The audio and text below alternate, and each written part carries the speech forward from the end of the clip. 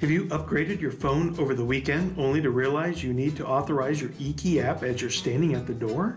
Have you ever needed an authorization code but you can't remember your SuperWeb login or password and your organization office is closed? We have a new solution for you. If you are a key holder in good standing with your organization and have an email or mobile phone number on record in the Supra system, you can now have an authorization code sent directly to you.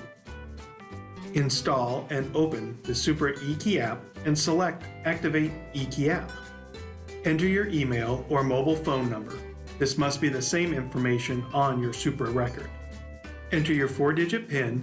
This is the same PIN used to open the key container using the eKey app. You will receive an email or text containing the authorization code. Click on Authorization Code to automatically enter it into the eKey app, and you are ready to use your eKey app. The eKey app also includes a way for you to update your email or mobile phone number in the Supra system. Please note that your organization could overwrite this data at any time. To ensure any changes are permanent, please provide your organization with your updated information. Open the eKey app and select More, then My Profile. Your email and phone number are displayed. Tap Edit to make any changes to save them.